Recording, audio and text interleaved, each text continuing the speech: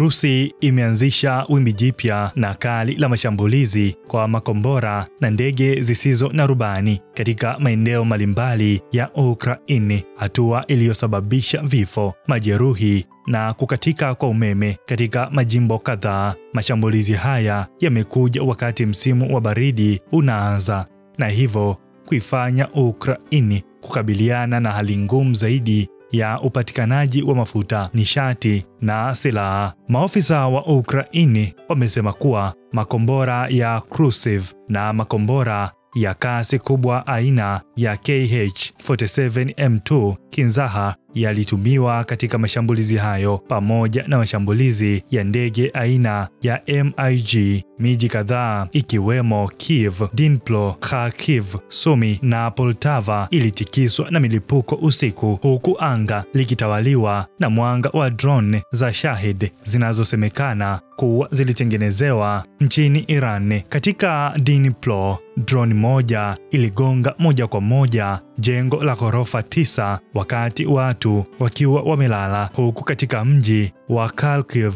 bomu la angani liliharibu kituo cha mafuta na kusababisha shimo kubwa ardhini na kukwamisha huduma muhimu za maji na umeme. Serikali ililazimika kufanya mgao wa dharura wa umeme katika baadhi ya maeneo. Serikali ya Kiev imesema lengo kuu la Urusi linaendelea kuwa miundombinu ya nishati, majiji makubwa pamoja na raia wa Ukraini. Mamlaka zinaonyesha kuwa iwapo mashambulizi yatadumu muda mrefu, uhaba wa mafuta unaweza kuwa mkubwa sana msimu huu wa baridi. Wakati hayo yakijiri, Rais wa Marekani Donald Trump amesema anaamini vita vitaweza kuisha muda si mrefu sana, ingawa amedai pande zote mbili bado zinataka kupambana zaidi. Kwa upande wa Ukraini, uongozi umesisitiza kuwa huu si wakati wa kusalimu amri, japo gharama ya kuendelea kupambana inazidi kupanda kila siku, na swali linabaki, Ukraini itaweza kuendelea kulinda mstari mpaka lini? Hii ni BMTV Tanzania. Mimi ni Baraka Peter. Kwaheri kwa sasa.